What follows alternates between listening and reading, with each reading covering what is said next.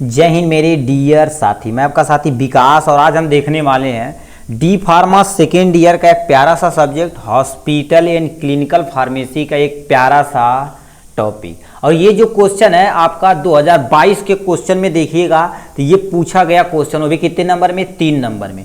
अब इधर जितने भी आपके क्वेश्चन कराए जाएंगे मेरे भाई, वो सब जितने भी आपके साल पूछे जाएंगे उसी को आपको सॉल्व किया के एकदम से अच्छे तरीके से देंगे, क्योंकि आपका जल्द ही आपका सुपर 35 यानी सुपर 30 क्वेश्चन और आपका 2022 और 2023 का पेपर सॉल्यूशन जल्द ही आने वाला है। तो इसलिए जो ये सब लिखते जा रहे हैं ना, तो हमको छोटा छोटा वीडियो बना दे रहे हैं, फिर एक बार 1-1.5 घंटे का जो वीडियो रहेगा पूरा आपको क्या कर दिया जाएगा, प्रोवाइड करा दिया जाएगा। ठीक, तो चलिए स्टार्ट करते हैं। आपका लिखा है role of pharmacist in preventing anti microbial resistance, यानी रेसिस्टेंस क्या होता। तो पहले समझते हैं एंटी माइक्रोबियल रेसिस्टेंस क्या होता।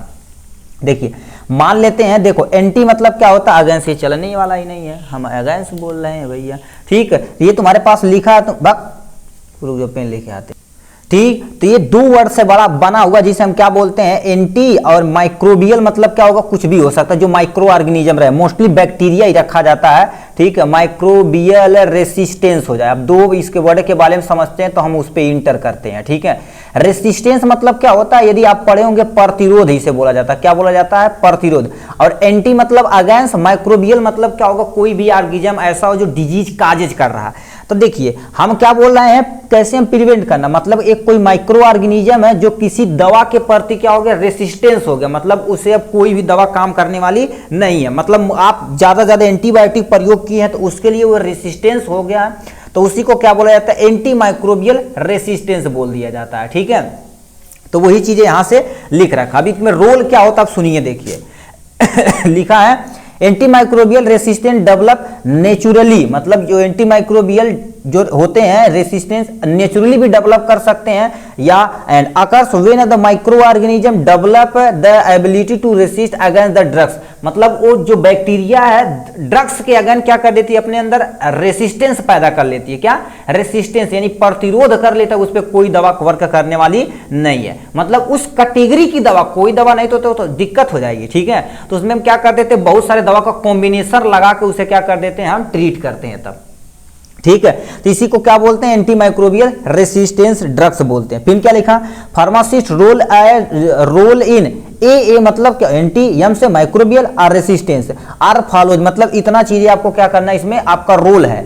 ठीक है, आप प्लीज देखिए, जो आपके डॉक्टर जो होते हैं, ठीक है, डॉक्टर होते हैं वो क्या कर देते हैं, किसी को एंटीबायोटिक चलाते हैं तो बोलते भाई इतने दिन से ज्यादा न चलाइए, क्योंकि वो एंटी माइक्रोबियल रेसिस्ट उस ड्रग्स के प्रति हो जाएगा। तो आप भी किसी को यदि मान लेते हैं नॉन प्रिस्क्राइब ड्रग्स दे रहे हैं, मान लेते कोई आ जाता है, ठीक, जैसे मान लेते टाइफाइड जिसे है, अपने द्वारा लोग, बहुत सारे लोग डायग्नोस करते हैं, तो उन्हें प्लीज आप कंसल्ट करिए कि ये भाई एंटीबायोटिक है, इसने जितना दिन बोला जाएगा उतना दिन आप खाइए। ठीक, उसके बाद यदि आप उसे बंद कर देते हैं तो अच्छी बात है, यदि लंबे समय तक खाएंगे तब भी, कम समय तक खाएंगे तब भी दिक्कत, तो डोज आपको उनसे बोलना जरूर पूरा करें।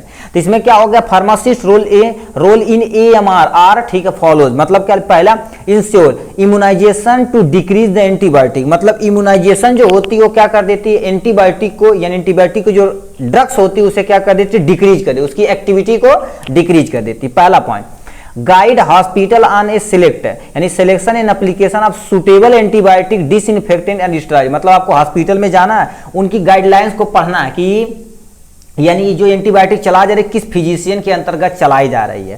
ठीक, एप्लीकेशन ऑफ सुटेबल एंटीबायोटिक, मतलब जो एंटीबायोटिक चला रहे उसका एप्लीकेशन सही है कि नहीं। डिसइंफेक्टेंट मतलब वो क्या होना चाहिए, ठीक, डिसइंफेक्टेंट मतलब जैसे हॉस्पिटल है तो पूरा तरह से डिसइंफेक्टेंट होना चाहिए। डिसइंफेक्टेंट में जैसे मान लेते हैं उन्हें पूरी साफ सफाई से रहेगी तो जो माइक्रो ऑर्गेनिज्म रहेंगे उसे डिजीज काज नहीं कर पाएंगे, तो हमारा जो ड्रग्स रहेगा वो आराम से बचा रहेगा। ठीक, और इस यानी क्या होना चाहिए, स्टराइज एरिया, मतलब हॉस्पिटल पूरी तरह से क्या होना चाहिए, स्टराइज होना चाहिए। ठीक है, ये होना चाहिए। नेक्स्ट में क्या लिखा है, रेगुलरली क्रिएशन, मतलब रेगुलर आपको क्रिएट करना, यूजेज यानी quantity data on antimicrobial drugs UZ, मतलब आपको हॉस्पिटल में देखना है कि जो ड्रग्स है, ठीक है, कितनी अमाउंट में बिकी है, ठीक है, कितनी अमाउंट में बिकी है, कौन कौन सा आदमी ले गया, ये सब सारी डाटा आपको रखना है।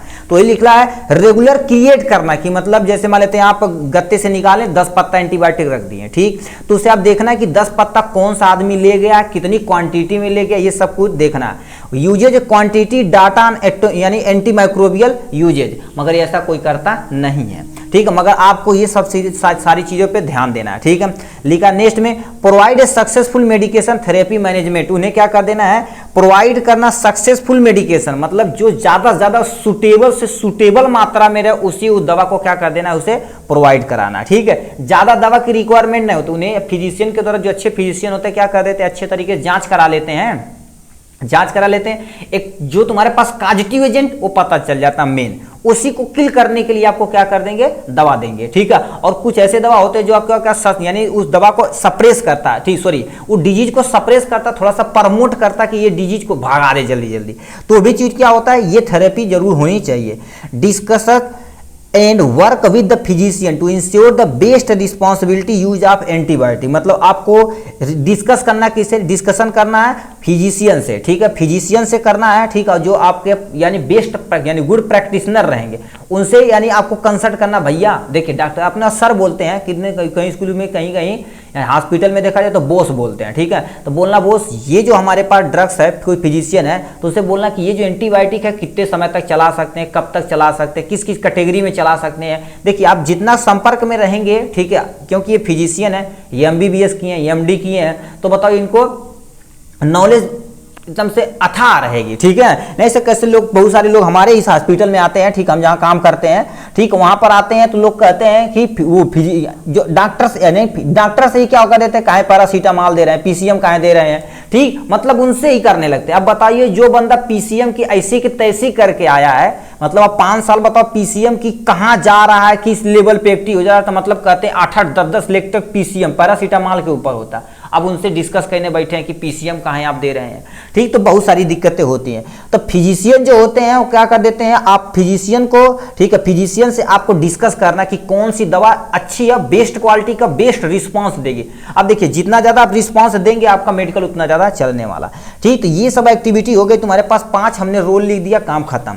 फिर क्या लिखा, such activity pharmacist contribute to the यानी reduction of the antibiotic resistance, क्योंकि सबसे ज्यादा तुम्हारे पास है यानी आपकी एंटीबायोटिक बिकती है, ठीक है, तो आप ये सब यदि करेंगे, ये एक्टिविटी यदि करेंगे तो हम क्या कर सकते हैं, रिडक्शन, मतलब एंटीबायोटिक रेसिस्टेंस होने से हम क्या कर सकते हैं, बचा सकते हैं लोगों को, ठीक। चलिए आज के लिए बस इतना ही, फिर मिलेंगे नेक्स्ट वीडियो में नेक्स्ट टॉपिक के साथ, तब तक के लिए बाय बाय एंड टेक।